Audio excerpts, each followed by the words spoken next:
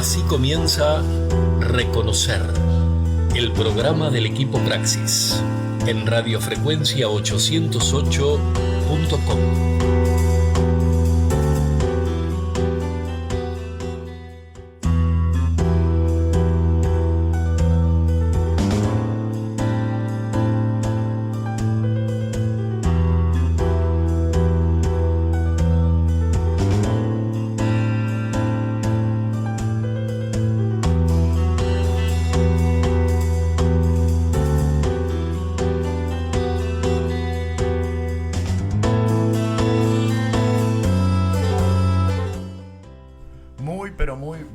Sábados, estimados amigos y gente que una y otra semana nos sigue en esta hermosa aventura de Reconocer Radio, el programa del equipo Praxis por radiofrecuencia 808, encontrándonos una semana más. Hoy un fin de semana gris, otoñal, pero que vamos a ver si la compañía y la charla y los temas que traemos para compartir pueden agregarle un poco de luz, un poco de calidez a este fin de semana que se presenta como algo frío.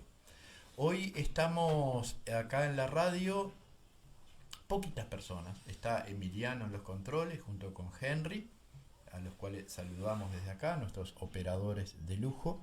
Y se encuentra conmigo el profesor Ari Thaler y quien les habla, el conductor de esta propuesta, Walter Veneziani. No tenemos la presencia, probablemente para el fin de semana que viene podamos tener a Javier Pelufo, que anda recuperándose de sus dolencias por suerte, y tenemos complicados en este fin de semana. Pudieron participar a la profesora Sheila Güeros y el maestro Diego Cubeli, del cual igual tenemos un tema interesante que nos dejó preparado para compartir con todos ustedes,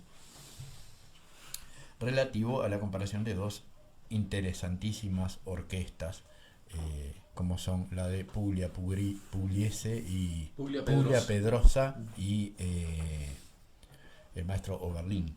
Oldimar Cáceres. Hoy no le invoqué a ninguna de las dos. Tenía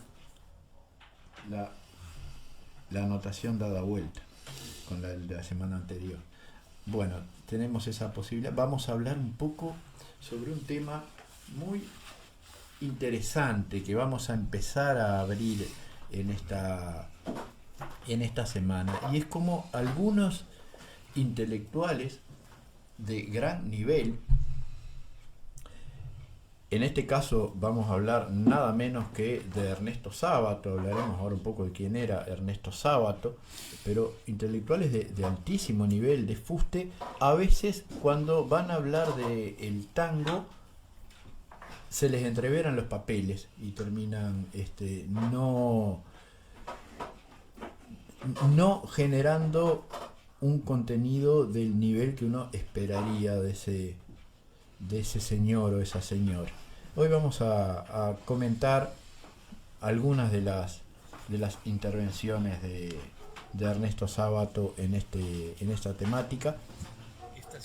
Vamos a hablar algo sobre el pericón. Habíamos quedado pendientes desde la semana anterior, en la cual hablamos sobre la contradanza, que viene a ser la madre del pericón.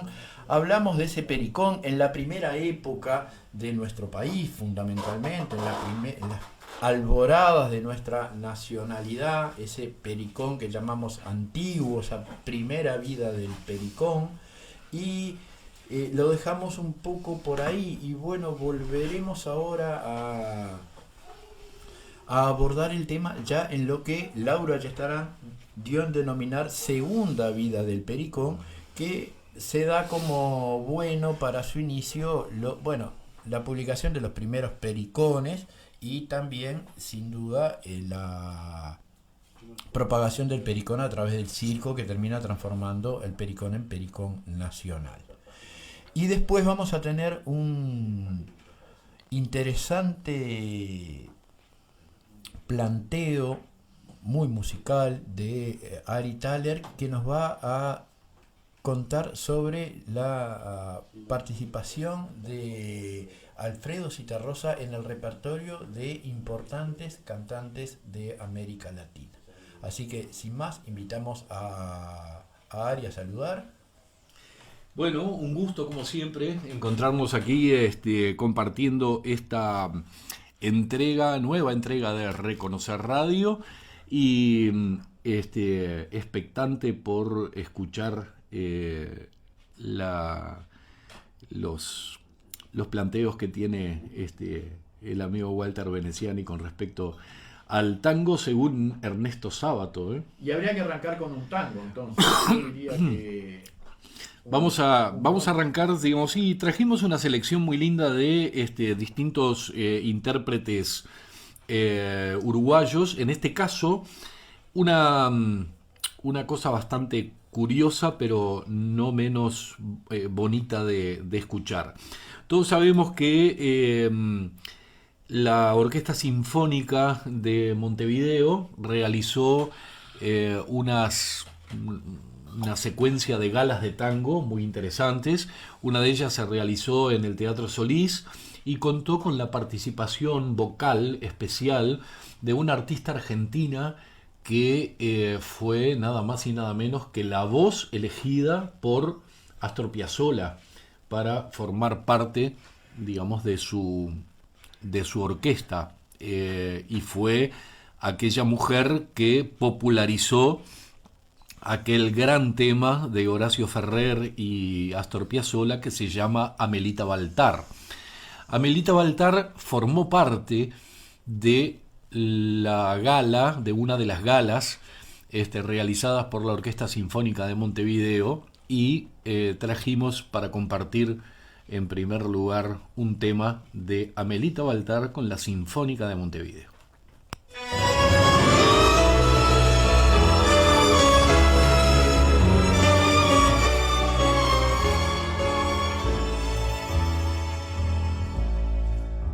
Me acobardó la soledad y el miedo enorme de morir lejos de ti.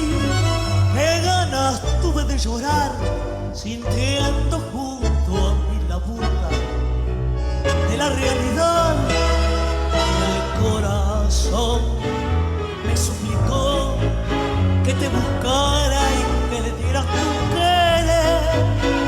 Me lo pedí el corazón, entonces lo que busco creyéndote mi salvación. Y ahora que estoy frente a ti, parecemos saber dos extraños, lección que por fin aprendí. Cómo cambia la cosa los años, angustia de saber, muerta ya la ilusión y la fe. Perdón si me ves lagrimear, los recuerdos me han hecho mal.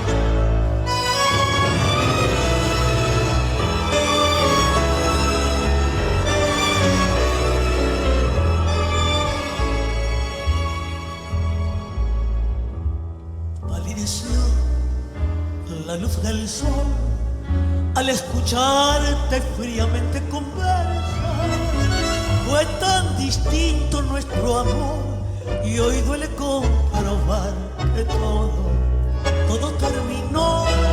Qué gran error volverte a ver para llevarme destrozado el corazón con mil fantasmas al volver, burlándose de mí las horas de este muerto ayer.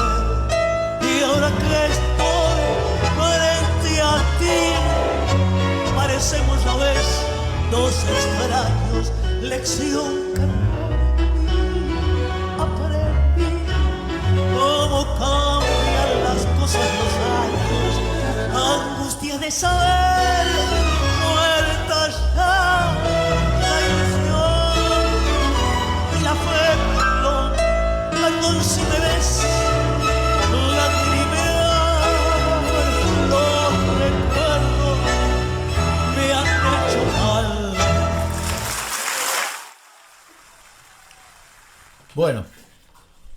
Este excelente marco musical da el inicio a una breve pero interesante semblanza de toda esa proyección de Sábato en torno al tango, que va a provenir de un librito que me llegó hace un par de años y que no había tenido oportunidad en realidad de leer hasta hace poco tiempo. Me lo había acercado una amiga entrañable de la zona de Jauregui Berri y alumna de los talleres de tango, Rosa Terzaghi, y se llama Tango, Discusión y Clave, de Ernesto Sábato. Es más o menos de la década del 60, del año 67 este libro, y tiene un pequeño prefacio que dice, vamos a leerlo, este es bastante amable: las vueltas que da el mundo. Borges. Cuando yo era muchacho, en años que ya me parecen pertenecer a una especie de sueño, versos suyos me ayudaron a descubrir melancólicas bellezas de Buenos Aires. En viejas calles de barrio, en rejas y aljibes, hasta en la modesta magia que a la tardecita puede contemplarse en algún charco de las afueras. Luego, cuando lo conocí personalmente, supimos conversar de esos temas porteños ya directamente. Ya con el pretexto de Schopenhauer o Heráclito de Efeso, luego, años más tarde, el rencor político nos alejó. Y así como Aristóteles dice que las cosas se diferencian en lo que se parecen, quizá podríamos decir que los hombres se separan por lo mismo que quieren. Y ahora, alejados como estamos, fíjese lo que son las cosas. Yo quisiera convidarlo con estas páginas que sé que se me han ocurrido sobre el tango, y mucho me gustaría que no le disgustara, créamelo, Ernesto Sábato. Estas palabras dirigidas a Borges allá en el año 67, donde se va de un intelectual a otro y dándole la importancia que tiene en una esfera de disidencias como la de Buenos Aires, tratar de encontrar en el tango un punto en común. Encontrarían algún otro punto en común un poco lamentable. Yo pertenezco a una generación que nos costó mucho asimilar la figura de Borges. Terminó ganándonos su innegable talento, su capacidad y su poesía imponente, que pasa por encima de todas las pequeñas diferencias que uno pueda tener desde el punto de vista ideológico o político, por más que él quería abstenerse de todo tipo de participación política e ideológica. Pero Ernesto Sábato, que es un argentino de clase media, nacido por allá por el año 11 del siglo pasado, que estudió ciencias duras, física y ingeniería, destacándose mucho en esas profesiones, que cuando era un jovencito de 20 y pico de años llegó a ser presidente de la Federación de Juventudes Comunistas de Buenos Aires, que llegó a representar a las Juventudes Comunistas de Buenos Aires en congresos internacionales, que tuvo una etapa de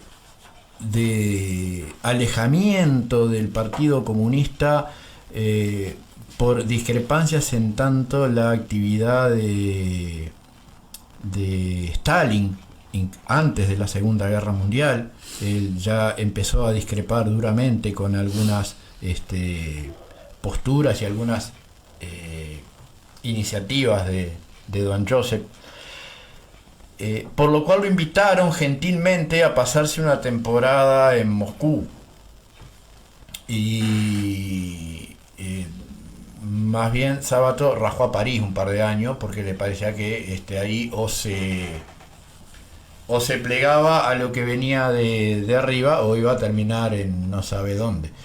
Prefirió no, dijo que sí, pero en realidad en el camino se quedó en otro lugar y luego volvió a Buenos Aires, e increíblemente empezó a conformar, tuvo una participación en el ámbito académico como docente universitario, ganó una beca de investigación en las ciencias duras, trabajó durante bastante tiempo en el área de ciencias duras, hasta que al final, definitivamente, después de la década del 40, abandonó, cumplió con las obligaciones que había contraído para pagar la beca,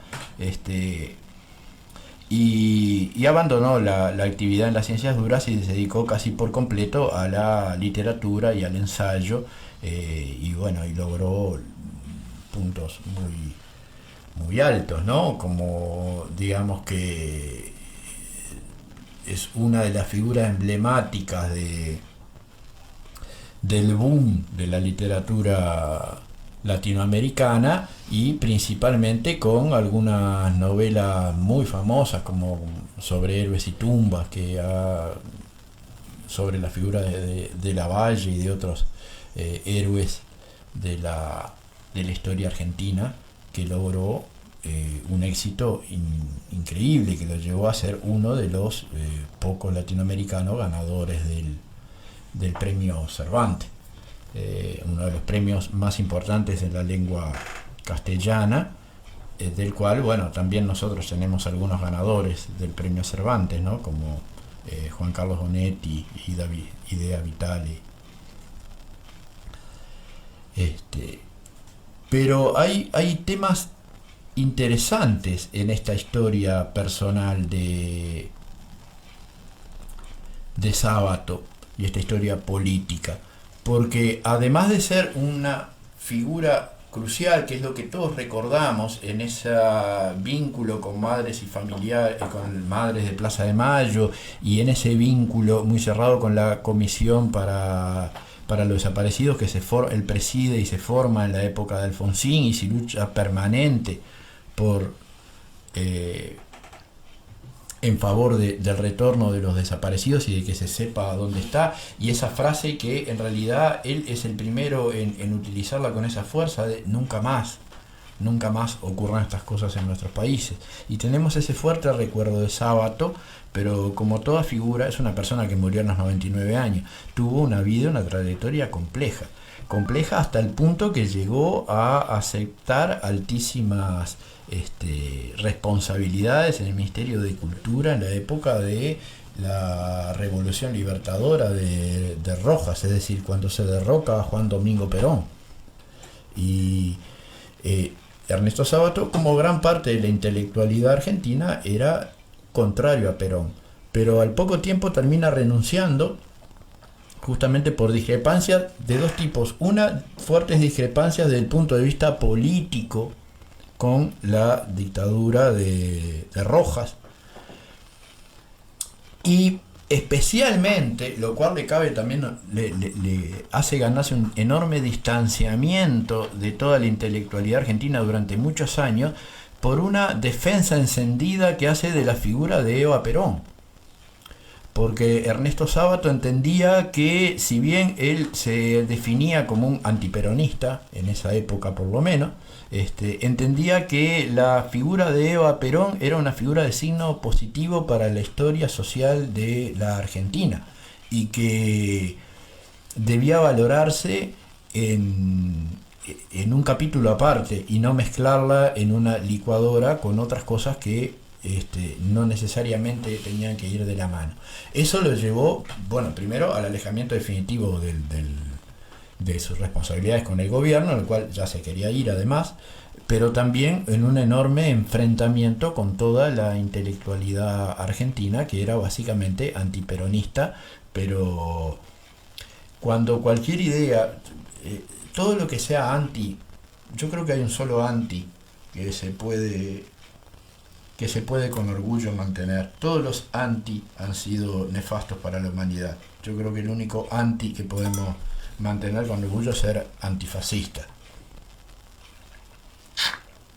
Pero los demás siempre son complicados y merecen ser abiertos. Hay otro elemento muy polémico en la vida de Ernesto Sábato, que también fue uno de los grandes elementos donde se vuelve a encontrar con Borges. Porque uno de los grandes cuestionamientos que teníamos, claro, en aquel momento de la salida de la dictadura, para acá y para los uruguayos, Borges era mucho más famoso que Sábato. Sábato fue a partir del gobierno de Alfonsín que lo empezamos a conocer más a fondo, pero a Borges ya lo conocíamos. A Borges venían los argentinos tratando de sacarle un premio Nobel, que yo creo que lo mereció toda la vida, un premio Nobel en literatura que nunca terminaba de salir. Y hay una nefasta ocasión, exactamente el 19 de mayo de 1976, en el que Jorge Rafael Videla, el dictador de bigote argentino, una figura terrible, que hacía poco había asumido directamente el mando, ¿ah? Estamos hablando del 76, muy poco del golpe de Estado de Argentina, intenta darle un barniz intelectual a su mandato y genera un almuerzo ese día, ese 19 de mayo, invita a un almuerzo a un grupo de importantes intelectuales argentinos, ¿no? Entre los cuales estaban Jorge Luis Borges y Ernesto Sábato, Horacio Esteban Ratti y Leonardo Castellani, o sea, unos cuantos intelectuales de fuste, y otros, por supuesto, no estaban invitados. Muchos no fueron, no asistieron, declinaron la invitación, pero el padre Castellani sí fue, pero lo único que hizo fue hacer referencia a la desaparición de otro intelectual argentino hacía poquitos días, Haroldo Conti, y luego se excusó y intentó retirarse del recinto, pero sí se quedaron Ernesto Sábato y Jorge Luis Borges, ambos comentando después que se había hablado de temas generales. Es más, tengo acá una parte de una entrevista que se le hace a Sábato inmediatamente después de eso, y él dice: es imposible sintetizar una conversación de 2 horas en pocas palabras, pero puedo decir que con el presidente de la nación hablamos de la cultura en general, de temas espirituales, culturales, históricos y vinculados con los medios masivos de comunicación. Hubo un altísimo grado de comprensión y respeto mutuo. En ningún momento el diálogo descendió a la polémica literaria o ideológica. Tampoco incurrimos en el pecado de caer en la banalidad. Cada uno de nosotros vertió sin vacilaciones su concepción personal de los temas abordados. El general Videla me dio una excelente impresión. Se trata de un hombre culto, modesto e inteligente. Me impresionó la amplitud de criterio y la modestia del presidente. Está claro que tiempo después Ernesto Sábato cambió diametralmente de opinión y ayudó a que fuera enjuiciado y metido preso esta persona detestable. Y que todos tenemos derecho a... Y uno lo aprende después, cuando llega a cierta etapa de su vida, no de repente en los momentos de juventud, que somos más intransigentes, y está bien, para eso está la juventud, para ser intransigente. Y ahora podemos comprender que a lo largo de la trayectoria de una vida, las ideas cambian, las miradas cambian, y lo que uno creía blanco se transforma en negro, y a veces lo que uno creía negro se transforma en gris o en verde o en rojo, a veces en el rojo de la sangre. Bienvenida ese giro que tomó la vida de Ernesto Sábato hasta ser ese intelectual que todos admiramos y que defendió con tanta fuerza los derechos humanos y sobre todo el reclamo permanente de que nunca más y de que aparecieran todos los desaparecidos de la Argentina y de América Latina. Seguimos con la música.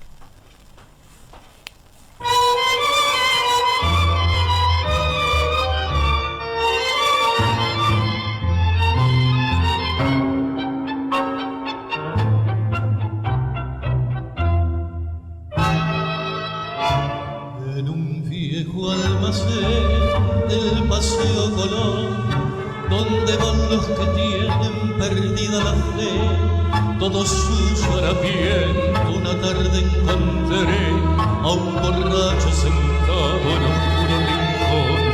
Al mirarlo sentí una profunda emoción y en su alma un color secreto adiviné. y sentándome cerca a su lado le hablé. Él entonces me hizo esta fiel confesión.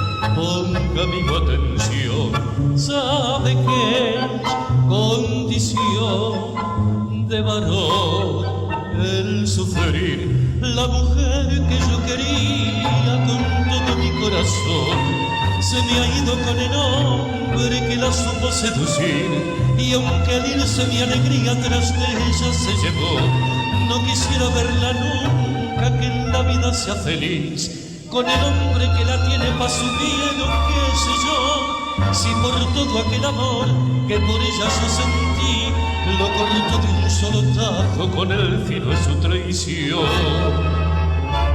Pero inútil no puedo, aunque quiero olvidar el recuerdo de la que fue mi único amor. Para ella de ser como el trébol de olor que perfuma al que la vida le ha de arrancar. Y si acaso algún día quisiera volver a mi lado otra vez, yo le he de perdonar. Si por celos a un hombre se puede matar, se perdona cuando habla muy fuerte el querer a cualquiera mujer. Y bueno,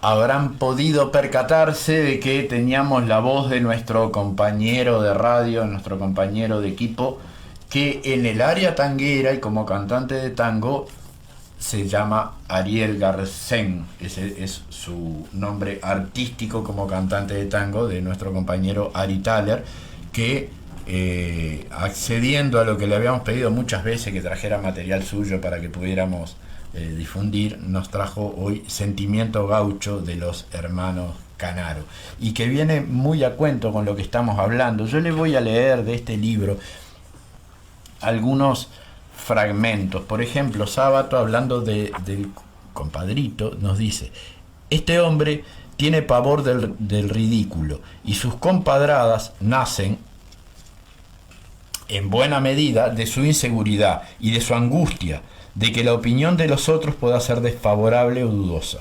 Eso probablemente tenga razón, pero sigue. Sus reacciones tienen mucho de la histérica violencia de ciertos tímidos, y cuando infiere sus insultos o sus cachetadas a la mujer, seguramente experimenta un oscuro sentimiento de culpa. El resentimiento contra los otros es el aspecto externo del rencor contra su propio yo.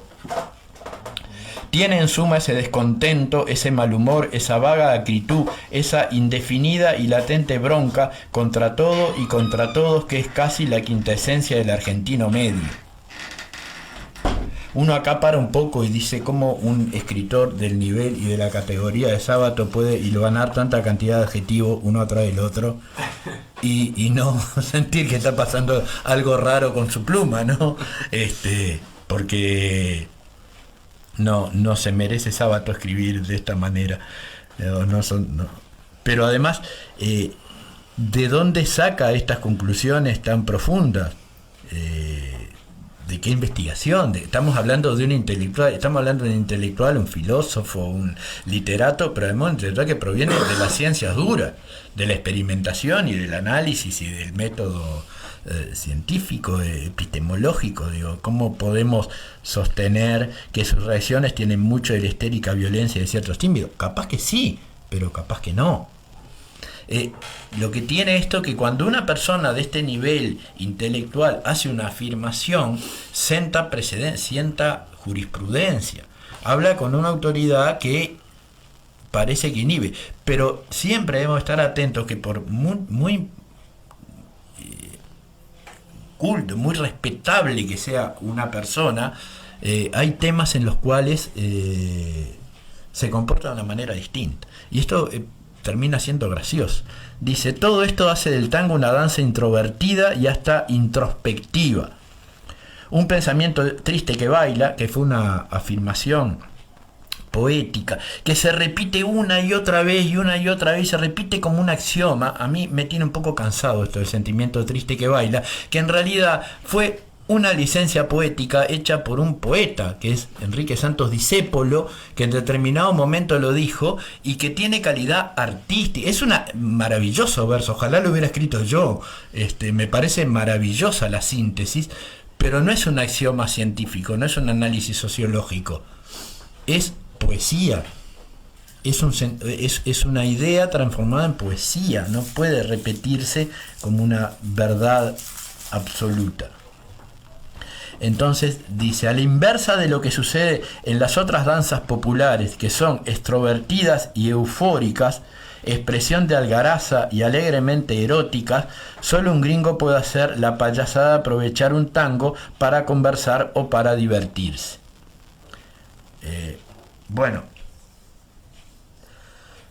Yo no sé en cuántos bailes de barrio estuvo amigo Sábato en su época, pero conversar se conversa bastante. Y es extraño también en un intelectual, esto pasa seguido, la idea de que divertirse es saltar, reírse y hacer macacadas. O sea, la idea de divertirse puede ser muy distinta.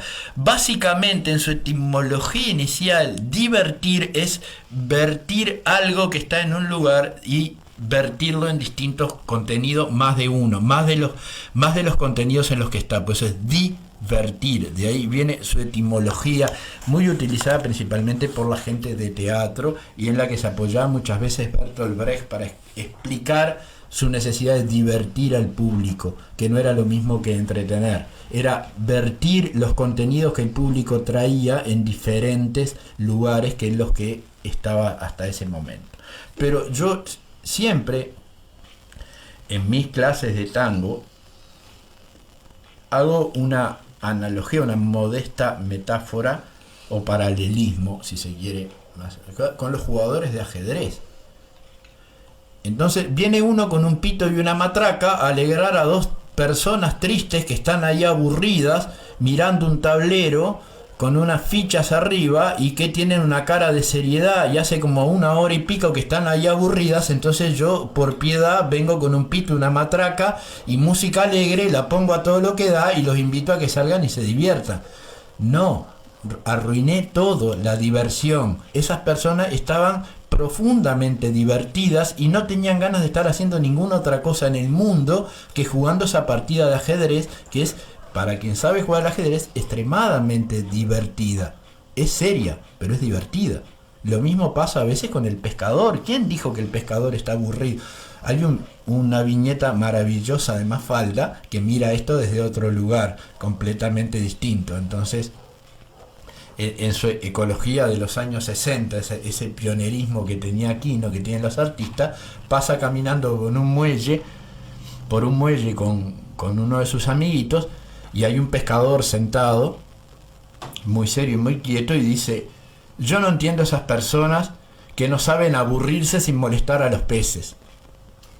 Y el señor se da vuelta, la mira y te dijo: ¿quién te dijo que yo me aburro? Entonces Mafalda replica: yo no entiendo esas personas que no saben divertirse sin molestar a los peces.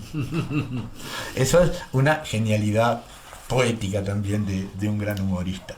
Pero en confundir la diversión con la algarabía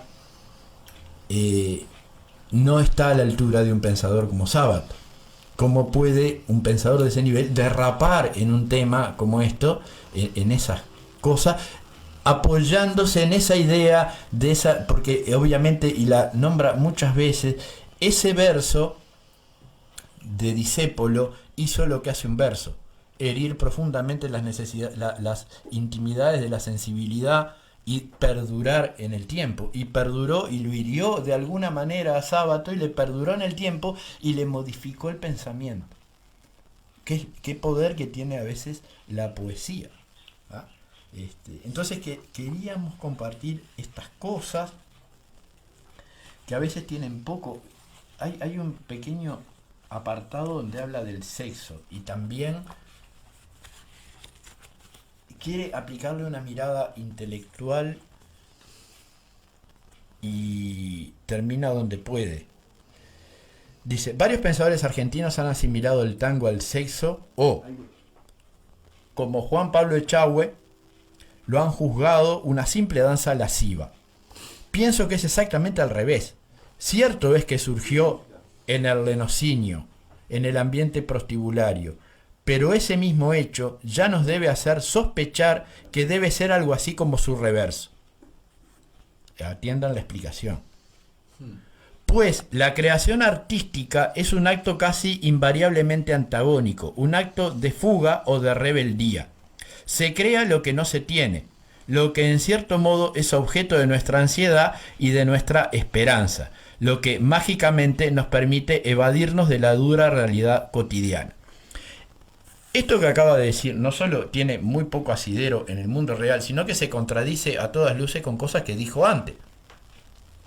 Porque en otros capítulos se detiene en explicar cómo esa introspección, ese sentimiento triste que baila, es la enunciación, la manifestación de la tristeza de los inmigrantes que estaban lejos de su hogar, que tenían que trabajar, que tenían a su familia lejos, de las frustraciones de que vinieron a hacerse la América y no estaban pudiendo. Entonces lo demostraban a través del baile y creaban este baile para expresar eso que sentían. Pero ahora nos dice que en realidad el arte expresa su reverso. Entonces eso no era lo que sentían. Decidite desiderio, diría uno muy humildemente. Pero además nos dijo hace un rato que casi todas las demás danzas populares del mundo expresaban algarabía y diversión y saltaban alegres y contentos. Quiere decir que todas las demás poblaciones del mundo están expresando el reverso de lo que son. Es decir, son tristes, aburridas, amargadas y hacen una danza extremadamente divertida. Me parece que eso que a veces y tal vez funcione para el artista, el artista individual cuando genera su obra individual y personal, que sí probablemente indague en las profundidades de su alma, como él mismo probablemente lo haya hecho, y encuentre que con el arte logra compensar algunos huecos que todos tenemos en nuestro interior, no funciona de la misma manera desde el punto de vista antropológico y para los pueblos. Los pueblos expresan lo que sienten y lo que muestran, y me parece que por ahí se pierde. Pero esto continúa, prometo no ser muy extenso. Dice: solo una raza de hombres apasionados y carnales como los griegos podía inventar la filosofía platónica, una filosofía que recomienda desconfiar del cuerpo y de sus pasiones. Hay mucho más en este boletín, pero vamos a dejar por ahí. Es maravilloso. Porque la pérdida ya es celestial. Es maravilloso. Porque está bien que sí, los griegos son un pueblo extremadamente carnal y sensual, sin lugar a duda. Sin lugar a duda. Pero la filosofía platónica no la crearon los griegos, la creó Platón. No los griegos. Platón era un griego, y era un griego muy distinto al resto de los griegos. Para empezar, Platón, y él mismo lo dice y lo explica en muchísimas ocasiones, era petizo, feo y contrahecho. O sea que en el universo griego de las perfecciones, en el universo aristotélico, donde la belleza se puede medir, pesar y contar y depende de una proporción áurea, a Platón ya no le iba bien de entrada. Y además necesitaba aparecer luego de la sombra de quien fue su maestro, un gran pensador, que lo conocemos gracias a él, además, que fue Sócrates. Y Platón es un distinto en la historia filosófica griega. Es un ser completamente distinto y además no es un artista. Platón además desconfía tremendamente de los artistas. No podemos decir que explicar que en arte se genera su reverso y poner como ejemplo la filosofía de Platón, porque primero no es arte, es filosofía, y segundo, Platón desconfiaba de los artistas. En su obra La República recomienda que los poetas sean expulsados afuera de la República, para no matarlos, porque los poetas generan formas. En ese momento la poesía estaba básicamente vinculada a la belleza de la enunciación, generan formas de embellecer la realidad que percibimos. Y como Platón sostenía que la realidad que percibimos era falsa, la realidad que percibimos no merecía ser embellecida, sino que merecía ser descartada. Entonces quienes ayudan a embellecer la realidad para hacerla más tolerante debían ser expulsados de la República. Porque, recuerden todos, aún de filosofía del liceo, de la escuela, que una de las obras máximas de Platón en la caverna, de sus alegorías, las personas están encerradas en una caverna mirando una de las paredes de la caverna donde ven pasar sombras de gente que transita por la puerta de la caverna que está a sus espaldas y que ellos nunca ven. Y esa es la realidad, pero las personas nunca ven la realidad, ven las sombras en la caverna. Entonces, como que... Ahora, esto yo no tengo ninguna duda de que Sábato lo sabía mejor que yo. ¿Qué le hace el tango a la gente que le impide ver lo que tendría que ver? Y bueno, nada mejor para cerrar este simple recuento y este simple anecdotario, porque que surge de que hace unos días estaba releyendo este librito por arriba, leyéndolo por arriba porque no he tenido tiempo de incursionar. Lo había hecho hace un tiempo, hasta una cierta parte, y tenía esos recuerdos y volví a ello y me causó muchísima gracia y quise traer y compartirlo con ustedes. Si hoy o mañana tienen ganas de decir disparates con relación al tango, díganlos abiertamente sin ningún temor, porque si Sábato lo hizo, ¿por qué no lo puedo hacer yo? ¿Sabes que tenemos un tema musical, digamos, que puede graficar maravillosamente, digamos, todo esto que estuvimos conversando? Hay una... el tango tiene... como esa característica hoy día en el 2022 que agarramos algunos temas que si los analizamos desde el punto de vista poético son políticamente muy incorrectos y que tratan, digamos, sobre una forma como se manejaba socialmente el vínculo entre el hombre y la mujer, digamos, donde hoy día sería como un medio escandaloso. Me gustaría compartir con ustedes hoy la voz de una de las mejores intérpretes femeninas que tiene el Uruguay, sin lugar a dudas, poco conocida, digamos, pero una chica muy joven que canta muy bien. El acompañamiento musical a cargo de Lucho Martínez y el maestro Edison Bordón, nada más y nada menos. La voz, Nati Cruz. El tema, Fulana de Tal.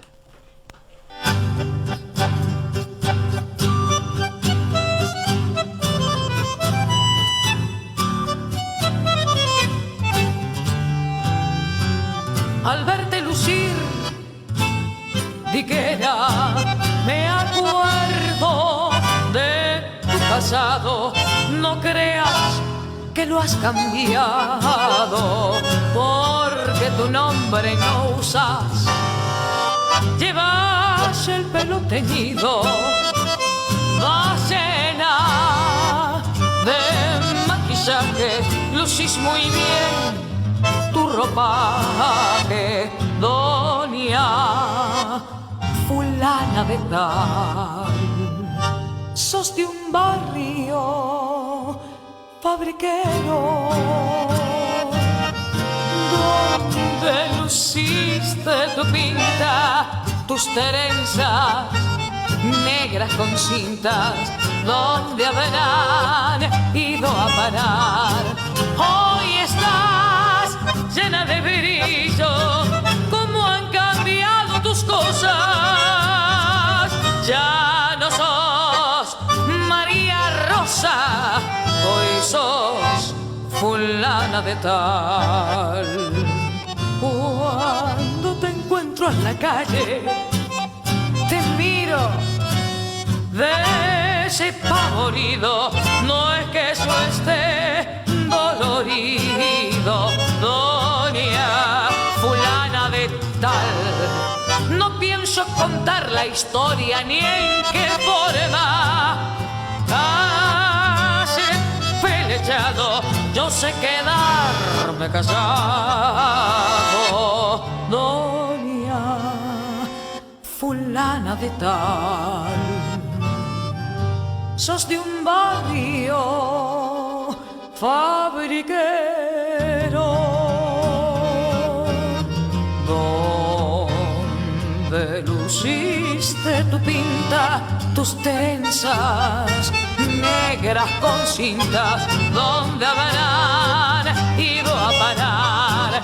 Hoy estás llena de brillo, como han cambiado tus cosas. Ya no sos María Rosa, hoy sos fulana de tal.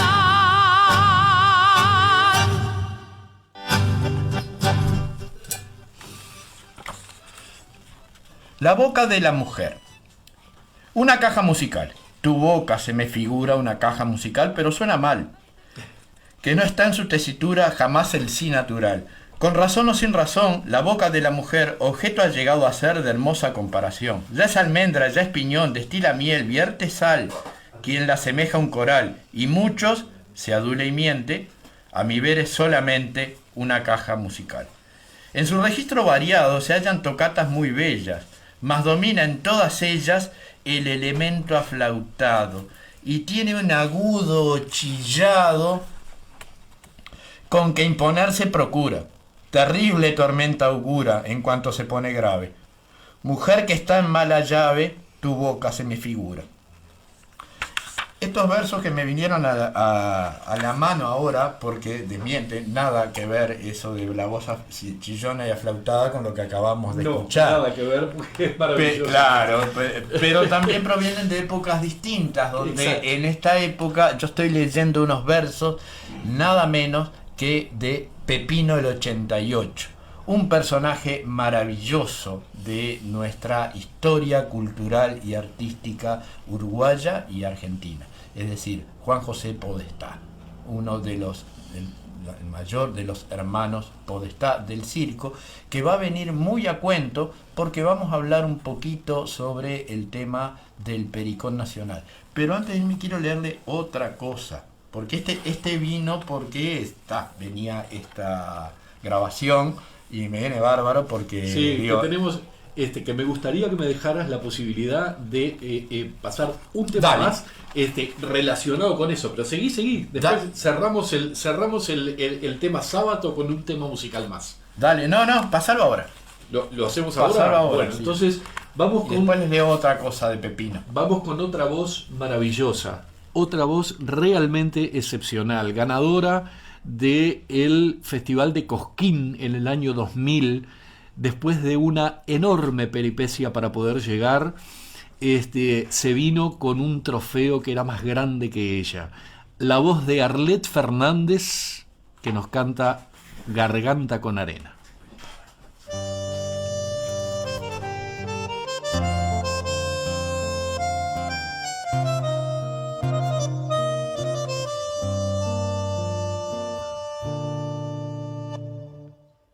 Ya ves, el día no amanece, polaco Goyeneche, cántame un tango más. Ya ves, la noche se hace larga, tu vida tiene un karma, cantar, siempre cantar. Tu voz que al tango lo emociona, diciendo el punto y coma que nadie le cantó. Tu voz con duendes y fantasmas respira con el asma de un viejo bandoneón. Canta, garganta con arena, tu voz tiene la pena que Malena no cantó. Y canta que Juárez te condena a lastimar tu pena con su blanco bandoneón. Canta, la gente está aplaudiendo y aunque te estés muriendo no conocen tu dolor. Canta que Troilo desde el cielo debajo de tu almohada universo te dejó.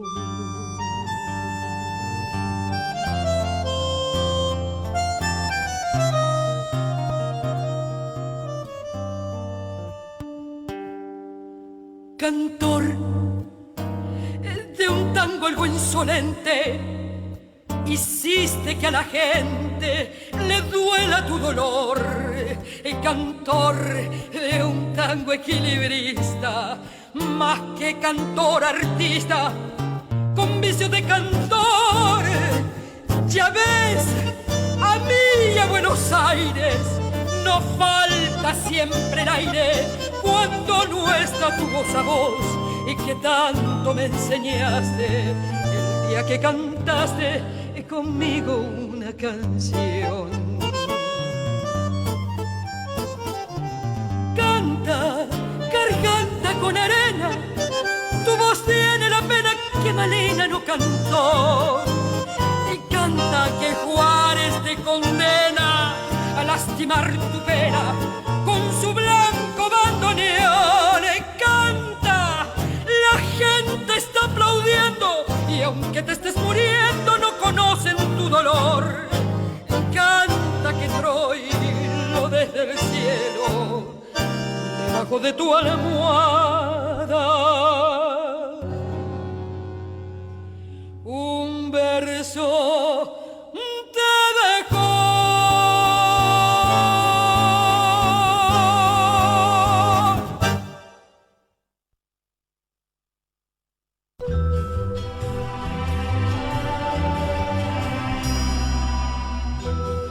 Sebastián Vargas Masajes.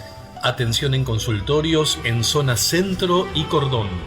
Masajes descontracturantes, terapéuticos, relajantes, drenaje linfático. Sebastián Vargas Masajes. 099 549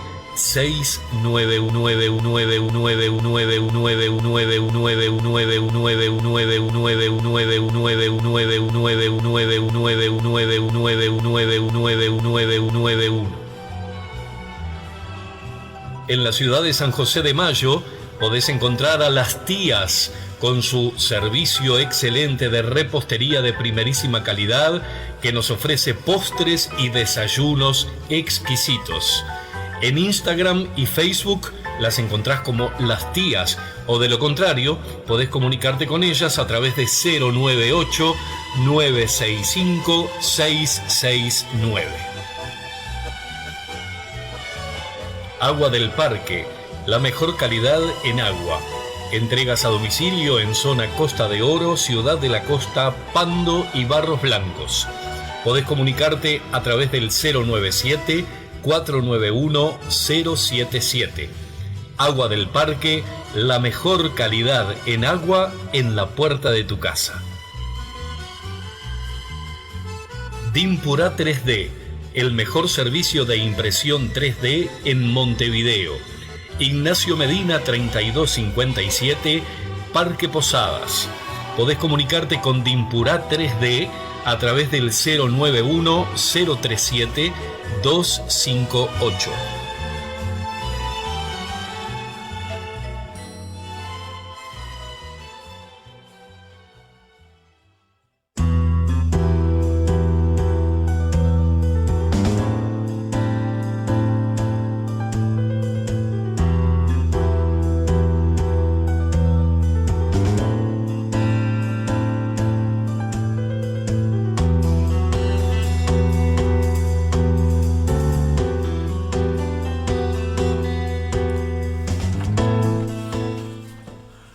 La basura. No deja de ser basura la que del suelo se barre. Por más que suba a la altura, basura será en el aire. El que fue un gran jornalero y logró hacer capital, se infla como pavo real por el brillo del dinero. Y dice el muy salamero, para disfrazar su usura: yo tengo un pariente cura y un hermano licenciado. Hay algunos en el comercio que antes fue un gran bolichero, pero como ganó dinero, se llenó de orgullo necio y se ve con cierto desprecio a toda infeliz criatura, pues el infeliz se figura que solo él es el dichoso. He visto mujeres hoy como dalias en jardines que se creen figurines, no siendo más que un bocoy, pues un consejo les doy, que se vistan con mesura, pues con toda su hermosura no pescarán un amante. Con estos versos zumbones que acabo de recitar, que se van a enojar algunos que gastan dones, yo pido 10.000 perdones por mi infeliz travesura, pero a mí se me figura que dirán con mucho tino que lo dijo el infeliz de Pepino. La crónica cotidiana y la agudeza le ganaron una fama enorme a este artista uruguayo que cambió la manera de hacer humor y de ser payaso o clown. No se utilizaba tanto la terminología clown en aquella época y hacía muchas veces algo muy parecido a lo que ahora se hace como stand-up. ¿Ah? Porque él sí tenía versos y tenía cosas que publicaba y que las recitaba tal cual, pero trabajaba también con lo que había en el momento, se metía con la gente, hacía música, cantaba. Pero ¿por qué estamos hablando desde este lugar, desde Pepino el 88, desde principios del siglo XX? Y en alguna ocasión hablaremos exclusivamente del tema circo criollo y de este personaje en particular, y tal vez invitemos a una figura importantísima de nuestro medio que ha investigado el circo criollo para un lado y para el otro, y que es Juanito Urteaga, un director, actor y docente teatral muy importante y que dedicó gran parte de su vida a estudiar el circo criollo y al que le debemos gran parte de estas recopilaciones que estamos compartiendo. Pero en realidad, ¿por qué estamos hablando de Pepino si vamos a hablar del Pericón y del Pericón Nacional? ¿Tendrá algo que ver Juan José Podestá con el Pericón Nacional, Ari? Pero por supuesto, indudablemente. A partir del circo de los hermanos Podestá, digamos, es que el Pericón cobra esa posición de convertirse en el Pericón Nacional, nada más y nada menos, ¿no? Sí, y eso que viene de muy atrás.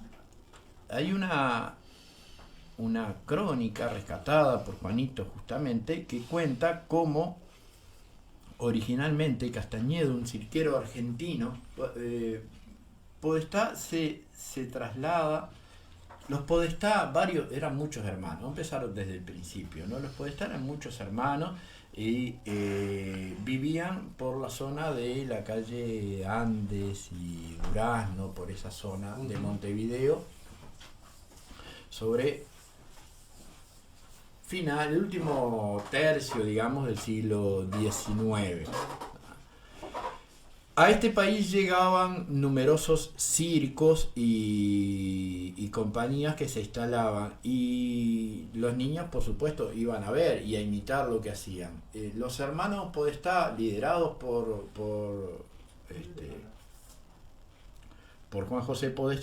José Podestá, se dedicaba luego a tratar de generar las mismas actividades que hacían los acróbatas del circo en las dunas frente al mar, en zona que ahora ya no existen, están bajo el mar, pero toda una zona de dunas que había contra esa rambla sur de Montevideo, y ellos se iban ahí a ese espacio y se dedicaban horas y horas y horas a tratar de imitar a los artistas. Al poco tiempo se consiguieron un lugar más cerca, un baldío, y empezaron a hacerlo ahí, y la gente se juntaba para verlo, y al poco tiempo se llevaron y empezaron a pasar la gorra. Eran chiquilines. Les iba bien y la gente los venía a ver, inventaban nuevas cosas y nuevas cabriolas, y al poco tiempo empezaron a cobrar entrada. Y bueno, eso siguió creciendo. Por el 72 se van a probar suerte a Buenos Aires, principalmente Pepe Podestá. Es contratado porque es una persona con múltiples habilidades. Y empieza a trabajar en diferentes circos. Pero en determinado momento, en Argentina, un empresario de circo, el circo con pantomima ya existía desde mucho tiempo antes. ¿Ah? A ver si les puedo encontrar, pues tenía marcado, pero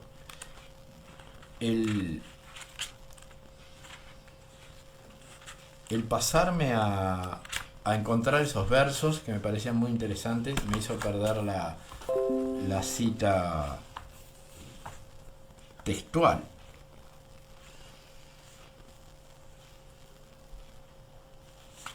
Así que se los voy a parafrasear porque no tengo la cita textual, pero en definitiva se plantea a un escritor que escribía cosas para teatro, escribía novelas, escribía cosas para teatro y todo, que genere una pantomima de Juan Moreira.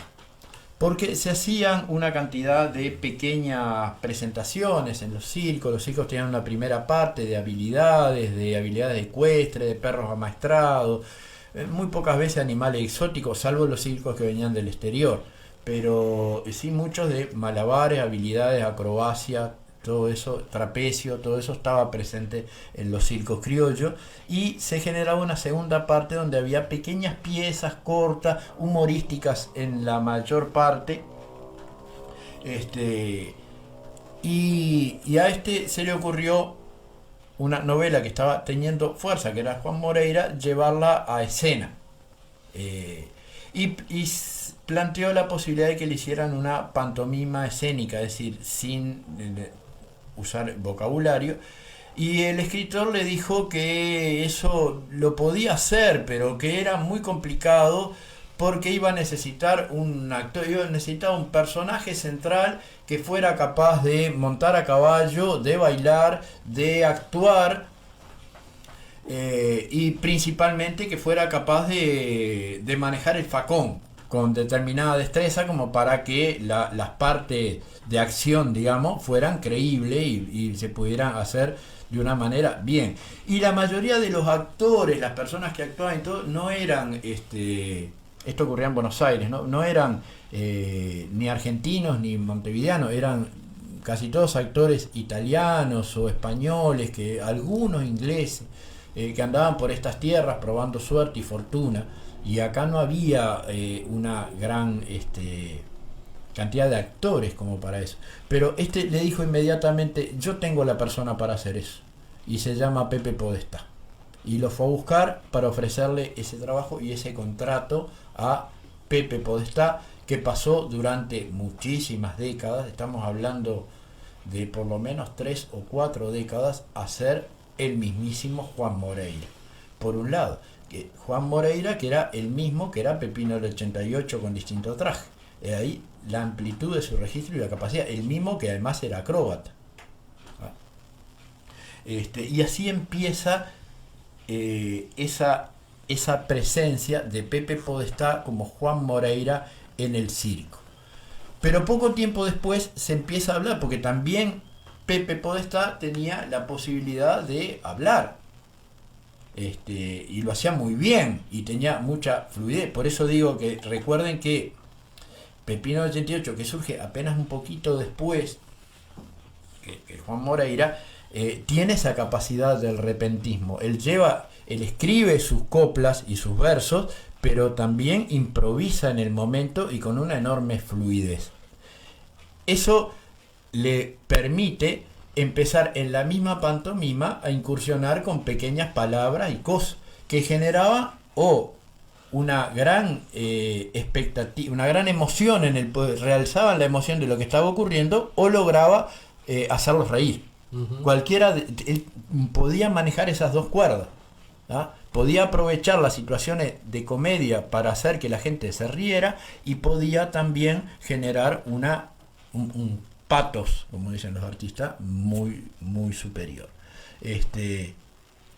Entonces empezó a generar una versión del Martín Fierro, del Juan Moreira, con letra, una versión de teatro de Juan Moreira. Esa versión de Juan Moreira con letra, el circo de los hermanos Podestá, ya de esa altura, ellos trabajaron para muchos circos, poco a poco fueron armando una compañía propia que tenía como sede, en gran medida, Buenos Aires, que ya estaba teniendo, en este momento del que vamos a hablar, que en 1884 ya estaba teniendo bastante fuerza. No era el único circo, había muchos circos nacionales, y cuando digo nacionales me estoy refiriendo a argentinos, y circos extranjeros que venían de paso y que dejaban su arte y su trabajo. pero el de los hermanos Podestá estaba teniendo fuerza, había juntado a todos sus hermanos también en la compañía, eran como el alma, el centro de la compañía, y cada tanto venían a Uruguay, instalaban el circo en Uruguay. Y nos cuenta Juanito Urtiaga. En el año 1884, los hermanos Podestá actúan en el circo de Humberto Primo de Raffetto y a la vez en el Politeama argentino. Trabajan con el circo Jorge y Federico Carlos, denominados artísticamente como los Reyes de la Alfombra. Acróbatas diestro, como ecuestre o ecuyer trabaja Amelia Carlo, equilibrista formada en el Cirque de l'Été de París. El payaso que actuaba con gran éxito era Frank Brown, ¿no? O sea, esta era la situación hacia el año 84, cuando... Ay, miren, acá encontré la cita que buscaba hoy. Cuando ocurre, esto que les leí es cuando Pepe Podestá comienza a ser Juan Moreira, ¿no? Cuando Eduardo Gutiérrez es el que compone esa pantomima para que la interprete Pepe Podestá, que hasta ese momento actuaba como equilibrista o como payaso. Todavía no Pepino del 88, pero ya payaso. ¿Está? En el año 1989, en un local de la calle Yaguarón, entre San José y Soriano, ¿está?, muy cerquita de Jefatura, se instala el Politeama Podestá Scotti, es decir, a esta altura ya tenían compañía propia, en colaboración con la asociación con otro, pero ya tenían compañía propia. Y se vuelve a representar Juan Moreira. Pero esta vez, el doctor Elías Regules, hijo, experto conocedor de la temática gauchesca y de clara visión, fue presentado a Pepe Podestá después de la función y en su primera observación le formuló lo siguiente: si en lugar de, en la parte final, en la parte de la fiesta, si en lugar de bailar un gato, ustedes bailaran un pericón, la escena resultaría más animada, porque esta danza es más bonita y con una coreografía mucho más espectacular. Entonces, como los actores no sabían el pericón, el doctor Regules convocó para el día siguiente a todos los actores, porque por supuesto el Pepe Podestá dijo, bueno, muéstreme, vamos a ver, si usted dice que puede andar mejor con el pericón. Es decir, el pericón ya estaba vigente, estamos hablando del año 1889. Habíamos visto la semana anterior una primera vida del pericón que estaba vinculado con nuestras gestas libertadoras, con toda la campaña artista, con toda la etapa de ese naciente Estado-Nación uruguayo. Luego viene una etapa, si se quiere, un poco más oscura, de guerras civiles, intestinas, de blancos y colorados, de Montevideo sitiada durante 11 años, de una campaña en guerra, en ejércitos irregulares, ¿ah? Todo distinto de lo que había sido la etapa anterior, con ejércitos regulares, con oficialidades que pasan de un lado al otro, y que hacían posibles esas grandes danzas colectivas.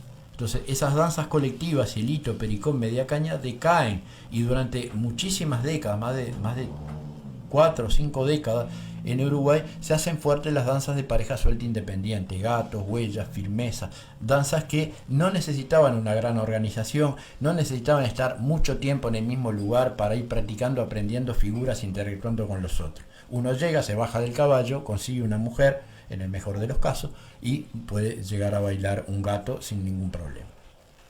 Pasado ese tipo, terminada la guerra grande, terminada esa situación de conflicto, si bien nunca paramos acá de tener guerras civiles y levantamientos, revolución de las lanzas y que pito y que flauta, pero hay una mayor estabilidad, hay un asentamiento en los lugares del campo, de la ciudad. Pasamos por toda la etapa de alambramiento de los campos, de establecimiento de la estancia, de los gauchos que se transforman en peones rurales, que empiezan a trabajar, a estar mucho tiempo en un lugar, y estas formas empiezan a tomar vida otra vez. y empiezan a tomar vida con mucha fuerza. Entonces el pericón empieza a ser una danza conocida. Tanto así que vamos a ver en pocos minutos una anécdota que también le ocurre a el autor del pericón que más conocemos, a Gerardo Grasso. ¿Ah? Pero entonces ocurre que en el 89 el pericón ya era una danza que andaba por todos los lados, por eso la conocía Regules. Entonces propone, no la sabían bailar los Podestá, pero sí sabían que estaba por todos lados y tienen idea de lo que le estaban hablando cuando le decían el pericón. Por lo tanto le dijo, bueno, como no, enséñemelo. Y Elías Regules aceptó el desafío y convocó a todos los actores para el otro día en la carpa, tempranito a la mañana, que le iba a traer unos guitarreros. Llevó unos guitarreros para que tocaran aires de pericón y en ese día les enseñó el pericón y los estuvieron bailando en la noche. Esa noche en el circo se bailó por primera vez el pericón en el Juan Moreira en el año 1889 y fue un éxito impresionante. De ahí el pericón no se bajó nunca más del Juan Moreira durante más de 3 décadas. Hasta 1920 se estuvo interpretando el Juan Moreira, no solo ya por el Circo de los Hermanos Podestá, porque como todo éxito, muchos circos después replicaban ese Juan Moreira. Este pericón del circo, que tenía menos figuras, ¿ah? Las figuras también se fueron incorporando a lo largo del tiempo, a lo largo de los años, se fue repartiendo por toda la campaña argentina, por toda la campaña uruguaya y también llegó hasta Chile, el sur de Brasil y el sur de Paraguay. Pero sería bueno ilustrar con alguna música estos pericones de los que estamos hablando. Francisco Canaro. ¿Cómo no?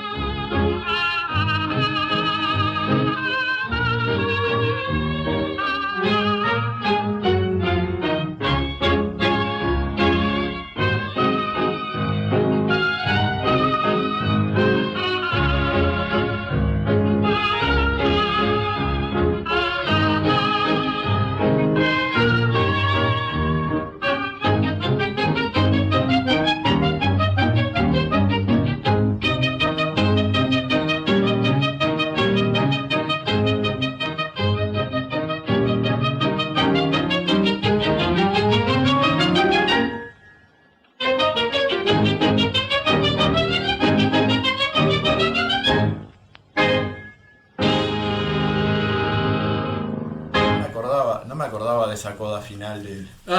Sí. No tiene postrera y cielo, pero tenía mucho de ópera, ¿no?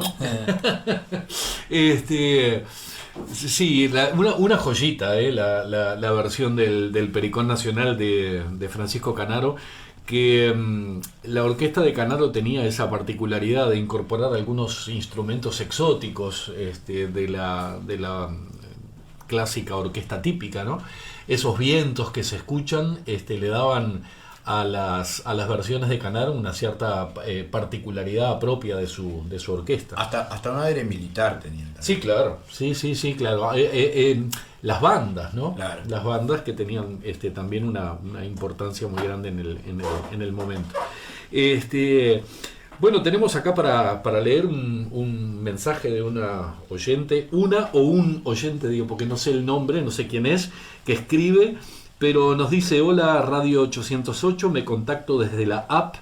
Excelente, como siempre, la mejor compañía para este día, y nos manda muchos aplausos. Bueno, muchas gracias. Allí donde quiera que estés escuchando a través de la app. Bueno, esa versión que hace Canaro, ¿a quién le pertenece? Esa es la versión de Gerardo Grasso. Ese es el Pericón de Gerardo Grasso. Y se plantea muchas veces cuál era el primer pericón del circo. Lo primero que vale la pena tener en claro, ya lo aclara Ayestarán hace mucho tiempo, que contra lo que se crea habitualmente, la primera pautación del pericón en nuestro medio no se debe a Gerardo Grasso. En julio de 1885, la Sociedad Concertina Uruguaya ensaya en la guitarrería de Sebastián Fulquet, nuestro primer luthier, un concierto finalizando con el popular baile Pericón y Media Caña, todas piezas y composiciones hechas por su director y aficionado, don José L. Pérez. O sea que ahí tenemos un pericón anterior. No tenemos registro musical, pero sí probablemente por ahí ande la partitura o parte de esa partitura. 2 años más tarde, la banda de Escuela de Arte y Oficio genera el Pericón Nacional. El Pericón de Gerardo Grasso, perdón. El circo se cree que básicamente tomó la pautación de Gerardo Grasso. El pericón ya era una música de moda, y estaba el pericón que decimos de José L. Pérez, y también había una versión de Bernabé Oeso, que no está claro si surgió antes o después de la de Gerardo Grasso. Pero en una de las carátulas de los pericones de la década de 1890-1900 del circo, que Ayestarán tenía en su colección, dice: Pericón Nacional del maestro Gerardo Grasso, ejecutado con gran éxito para el drama Juan Moreira. Con lo cual queda zanjada esta discusión. Después, otra versión muy importante: en el año 1891 aparecerá el Pericón de Leopoldo Díaz, y después ya en el siglo XX el Pericón por María de Pablo Podestá, que en realidad es una adaptación del Pericón de Grasso para ser tocado en piano por María, que era la esposa de Pablo Podestá. Y que después lo adopta la Argentina como Pericón Nacional. La Argentina adopta esa versión, porque en última instancia no deja de ser un arreglo del Pericón de Grasso, con pretensiones de independizarse completamente, pero sin lograrlo. ¿Cómo surge este Pericón de Grasso? Vamos a darle la palabra a un importante músico uruguayo. Fue inspector nacional de música de primaria durante muchos años, y durante un tiempo importante de su carrera se dedicó a investigar la vida de Gerardo Grasso, y nos aportó un pequeño fragmento para nuestro libro sobre el Pericón Nacional hace muchos años. No hemos sabido más de él. Si por casualidad anda por ahí todavía transitando en nuestro mundo, un saludo grande para Humberto Greco Catalurda, que contaba que Gerardo Grasso nació en Italia en 1860. Con sus padres, Stanislao Grasso y Rosina Zappale, resuelven en el 68 emigrar a América, dejando en Italia a sus hijos, Gerardo, Marieta y Alfonsina. 6 años más tarde, al haber logrado una posición económica adecuada, el matrimonio resuelve entonces traer a sus hijos a Montevideo. Gerardo inició sus estudios musicales con su padre, que era un capacitado músico formado en el Conservatorio San Pietro a Mayela. Simultáneamente, Gerardo aprende flauta con el maestro Antonio Frank, obteniendo su título en el Conservatorio La Lira, oportunidad en que le es otorgada medalla de oro al mérito. Muy joven ingresa como músico contratado en la banda que dirigían los maestros Julián Silva y Estanislao Grasso. Manteniendo sus deseos de superación, profundiza conocimientos con el maestro José Strigelli, un maestro italiano importantísimo en el desarrollo de la música en Uruguay. Es una figura muy, muy importante. Y creo, si no recuerdo mal, algunas conversaciones con Gustavo Golma, que llegó hasta componer algunos tangos.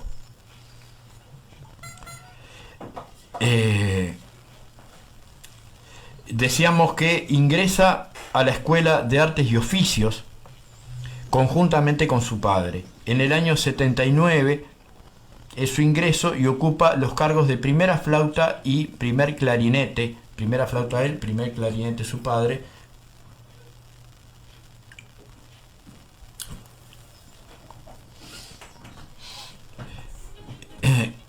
Grasso desarrolló en la Escuela de Arte y Oficios una importante carrera valorada por el Nobel director de la institución, el coronel Juan Muró. Tengamos en cuenta que ya estamos en la época, porque empieza a sonar a los coroneles dirigiendo escuelas y institutos educativos. Y esto que a los que tenemos cierta edad, ya cuando dice director de la Escuela de Arte y Oficio, coronel tanto, ya nos rechina. Es que estábamos en la dictadura de la Torre. ¿Ah? Por eso es que los coroneles empiezan a dirigir instituciones educativas y a marcar sus pautas en las instituciones educativas. En este caso, y por eso dice Nobel director de la institución, o sea, hacía poquito que estaba en el cargo. El coronel Juan Muro, no obstante ese reconocimiento, Muro consideraba que las creaciones de Grasso no incluían temas de carácter criollo, por lo cual le plantea escribir un tema que transmita el espíritu nativo. O sea que no hay ninguna novedad tampoco. Esto es un tema importante para la gente de la danza folclórica, porque la gente de la danza folclórica ha mantenido durante mucho tiempo un estigma negativo que proviene principalmente del intento de la dictadura de hacer pie en políticas culturales a través del folclore, y generó el año de la orientalidad y una cantidad de actividades. Pero esto no es nuevo, ¿verdad? Si nosotros nos quedamos afincados en eso, nos quedamos también sin el pericón. Porque estamos viendo acá que el pericón nacional no solo proviene de una época de dictadura, sino de una intervención en un instituto educativo de un coronel que mete la cuchara y lo que quiere no es una composición artística de calidad, sino quiere algo que refleje el aire nativo, generar una política cultural que le parece que le conviene. Hecho este paréntesis, le plantea eso el espíritu nativo a Gerardo Grasso, y Grasso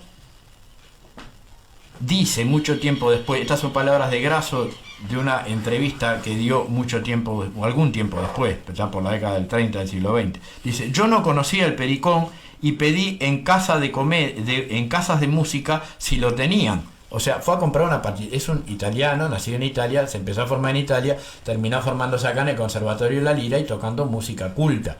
No tenía idea de lo que le estaban hablando. Fue a las casas de música, pedí una partitura del pericón y le dijeron: ¿de qué querés? No, pero nadie sabía ni lo que era, ni tenían la música, ni nada. En el deseo de satisfacer al jefe, unos empleados de la misma escuela me hicieron oír a un guitarrista del pueblo que sabía tocar algunos acompañamientos de pericón. Así supe por primera vez lo que era el pericón. O sea que, una vez más, muchas composiciones muy importantes provienen de el pueblo. Unos guitarristas populares que no escribían su música le hicieron la gauchada a Gerardo Grasso de tocarle un pericón. A partir de eso, Gerardo Grasso compuso un pericón, le puso su firma abajo y hasta el día de hoy tenemos el pericón de Gerardo Grasso. No desmerecemos lo que Gerardo Grasso le agregó y la sistematización. Pero un saludo de acá a los guitarristas que le dieron una mano a Gerardo Grasso y le enseñaron lo que era un pericón, porque no tenían la más mínima idea ni sabía dónde preguntar. Y acá justamente nos dice Silvia de la Floresta: llegué a tocar el pericón de Grasso cuando estudiaba piano en la prehistoria. Muchas gracias, Silvia, por el comentario. Y creo que había otro mensaje más de nuestro amigo Jorge que había llegado hace un momento. El amigo Jorge Zapata, digamos, también nos dice, nos manda una foto ahí con un fueguito precioso y dice: como todos los sábados escuchando la radio, comiendo boniatos asados, y destaca que muy buena la versión de Garganta con Arena. Sí, Arlet Fernández, una genia. Bueno, nos parece muy importante destacar esta participación, este cruce de cosas que ocurren para que en determinado momento tengamos esa forma maravillosa de danza que es el pericón, y ese elemento de transmisión increíble que es el circo criollo. Y este circo criollo de los hermanos Podestá, que además son uruguayos, y que pocos años después, en otra venida al país, esto fue, decimos, en 1889, ellos venían y armaban el circo ahí en la calle Yaguarón, ¿ah? Venían frecuentemente. En otra de las venidas, con Juan Moreira, con Pepino 88, con toda su historia ya y su fama, eran realmente estrellas. La gente esperaba, como las localidades se agotaban mucho tiempo antes, esperaban con mucha atención la llegada del circo. Era el gran acontecimiento, y después recorrían gran parte del país y era el gran acontecimiento, pero el gran acontecimiento acá en toda la Argentina, principalmente provincia de Buenos Aires, pero en toda la Argentina, en Chile, en Paraguay, en todos esos lados. Una de las danzas principales es el pericón. Y ese pericón que fue trasladado a uno y otro lado por nuestro circo criollo, ¿verdad? En el año 95, en otra de las venidas a nuestro medio, incorporan otra novedad.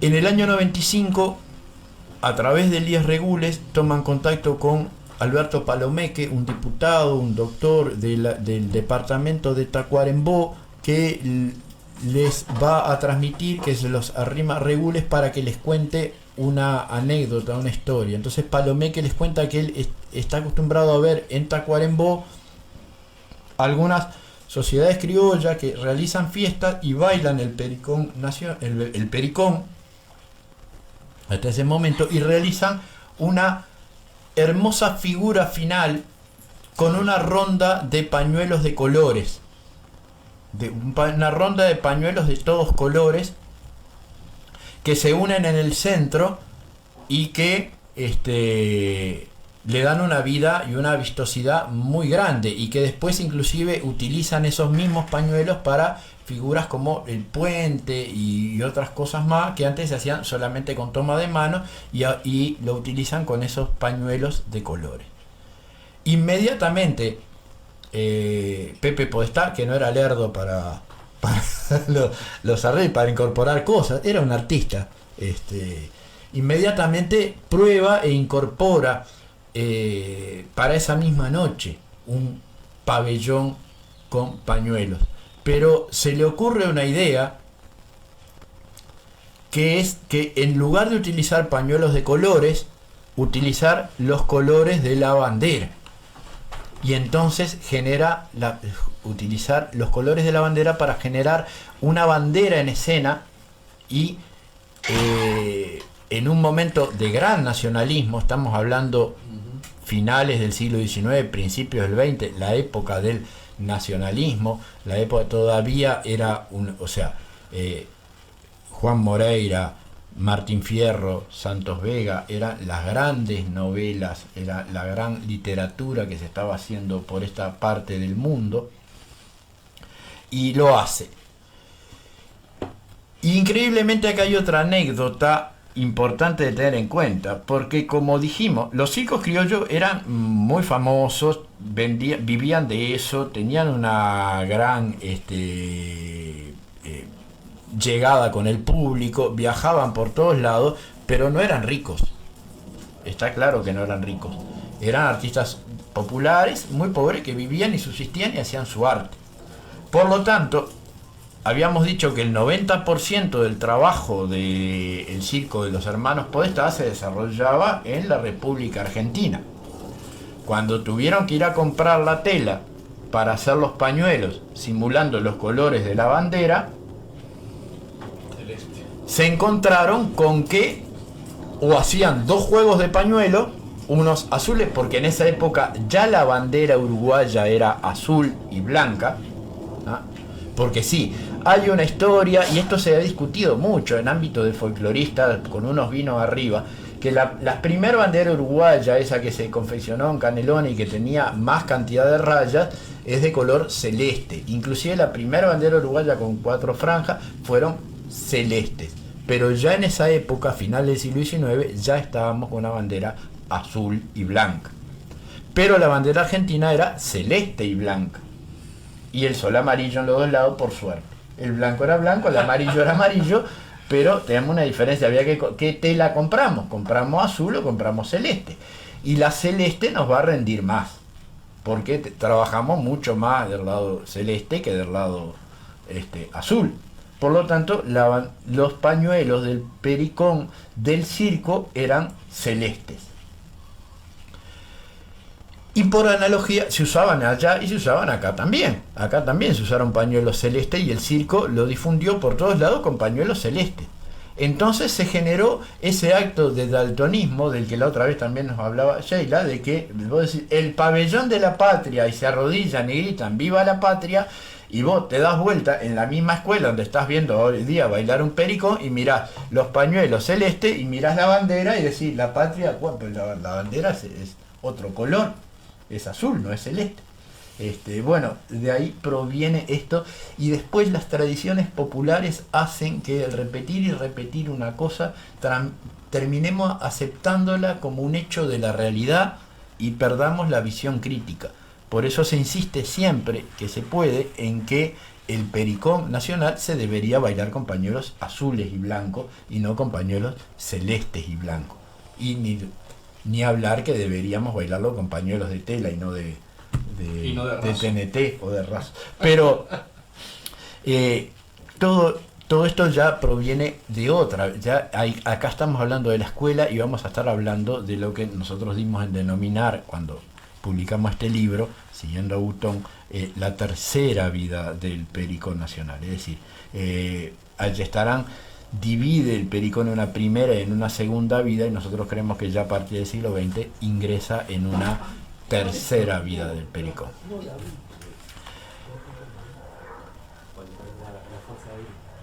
Pero hablamos a la pasada del pericón por María, y yo creo que sería interesante escuchar ese pericón por María, que es la música nacional del pericón en Argentina. Exacto, tenemos una versión para compartir de la banda de la Fuerza Aérea Argentina, que es la que casualmente pone en escena Santiago Ayala, el Chúcaro, con el Ballet Folclórico Nacional de la Argentina.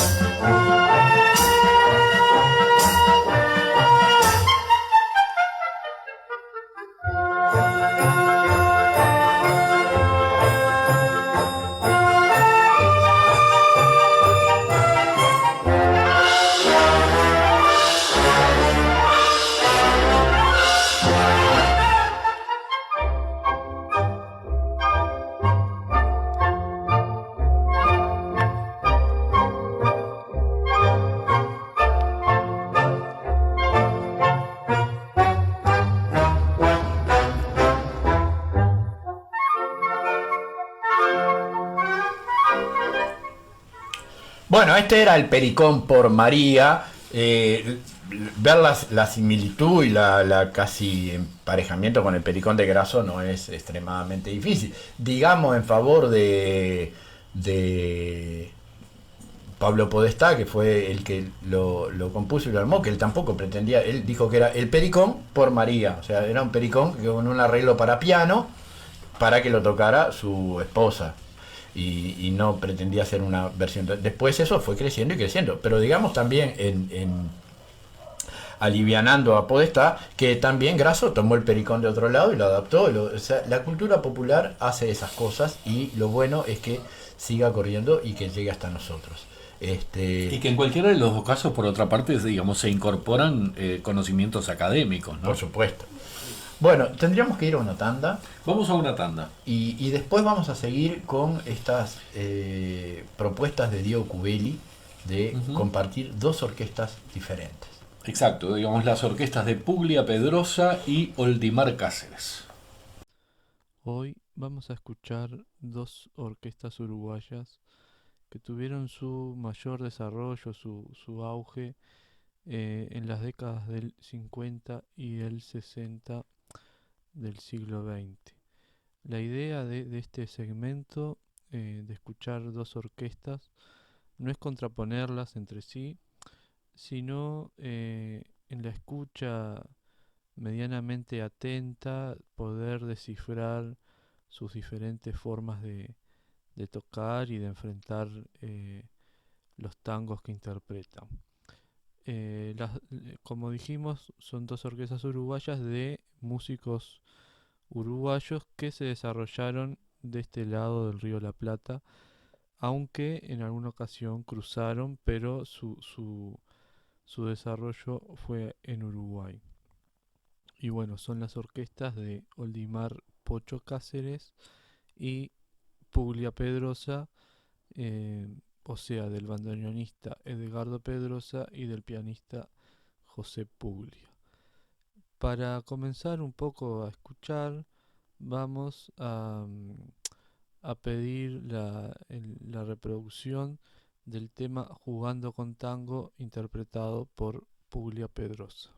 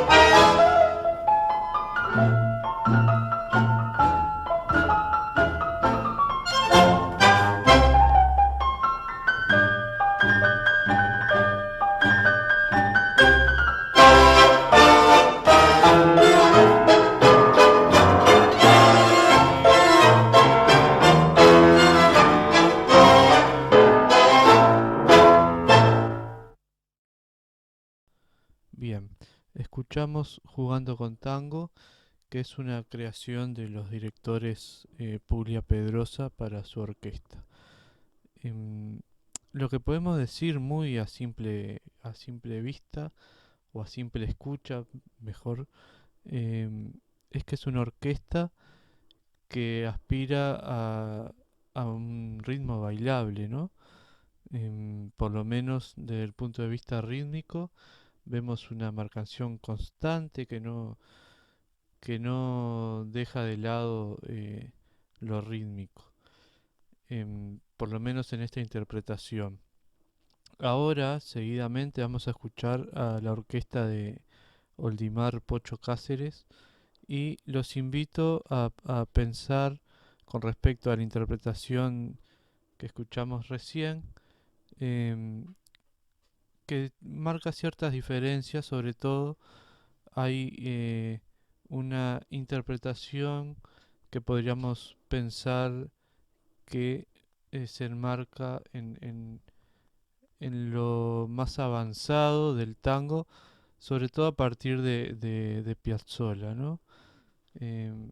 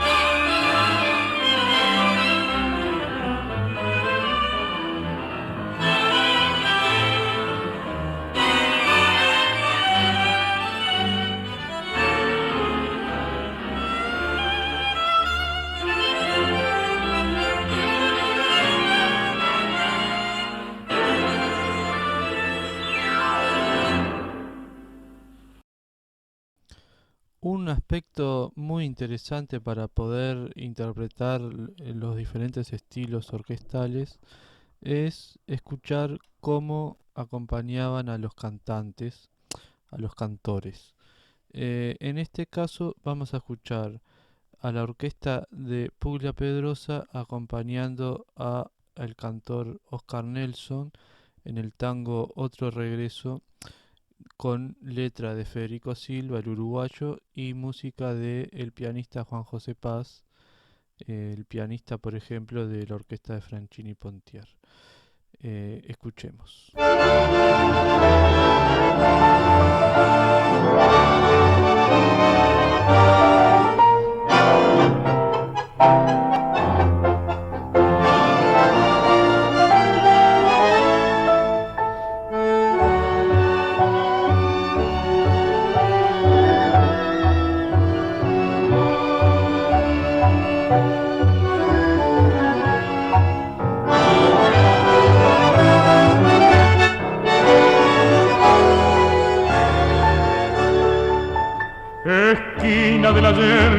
pañuelo blanco, paloma que no acabo de entender. Regresa tu nostalgia y tu regreso en un beso con nombre de mujer. Venderás, yo sé que tú venderás, tal vez buscando mi perdón, y en un loco y apretado beso loco sangraremos poco a poco por el regreso. Ayer, ¿te acuerdas del ayer? Ayer y el cielo de los dos, pero nunca, yo te juro vida, nunca, nunca más ha de marcharte, y al besarte vivirá mi corazón.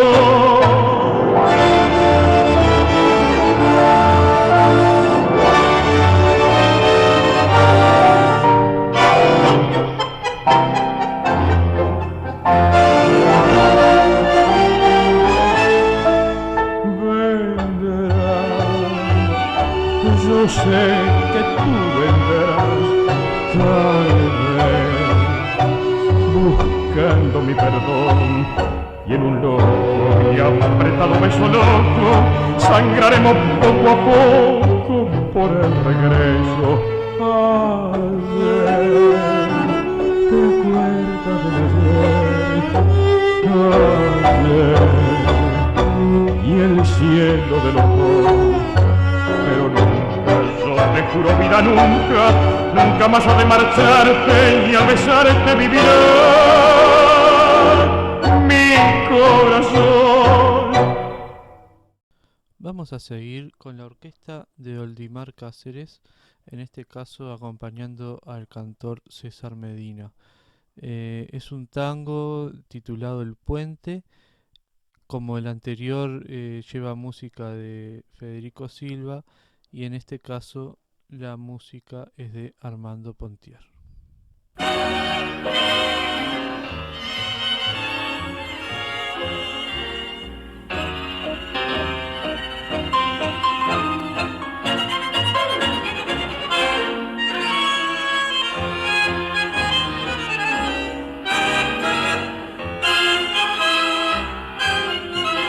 Otra vez, como en un sueño, volverá tus 20 años, juventud, viejo milagro, repetido y no gastado, solo amor tengo y te ofrezco, nada más, pero ya sobra, hasta el mar se vuelve manso cuando al fin la arena de la playa besa.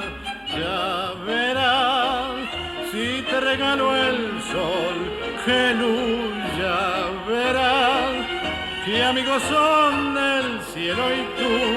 Vamos, no te importa ni lo pienses, que las aguas bajo el puente cuando pasan ya no vuelven. Tan feliz, ser de repente tan feliz, y vivir con un motivo de vivir. Ven, dame la mano y caminemos, queda cerca el horizonte y hay apuro por llegar.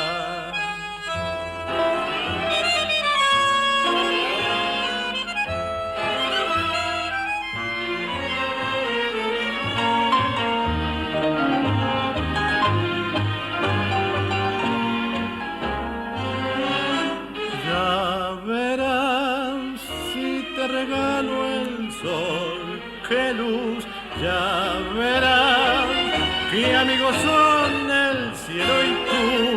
Vamos, no te importa ni lo pienses, que las aguas bajo el puente cuando pasan ya no vuelven. Tan feliz, ser de repente tan feliz y vivir con un motivo de vivir. Ven, dame la mano y caminemos, queda cerca el horizonte y hay apuro por llegar. Ven, dame la mano y caminemos, queda cerca el horizonte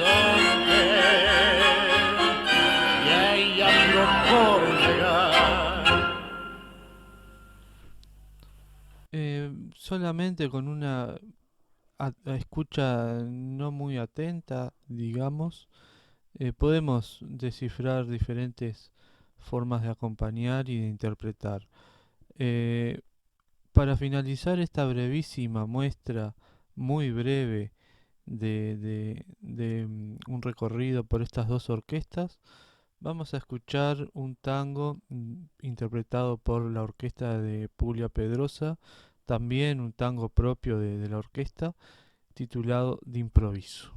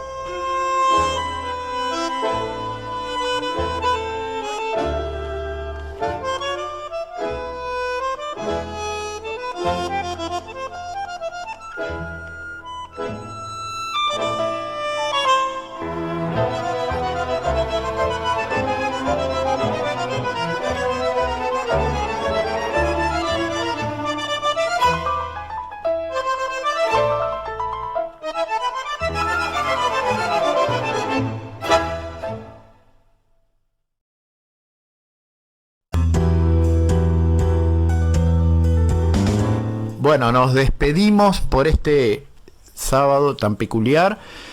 Un agradecimiento al trabajo que nos mandó Diego Cubeli, que realmente está espectacular. Y un saludo de acá a Carla, que también nos mandó un mensaje felicitándonos por el programa y que le gustaba mucho escucharnos. Bueno, muchas gracias, Carla, por estar conectado, y nos estaremos viendo la semana próxima. Le quedamos debiendo a don Alfredo Citarrosa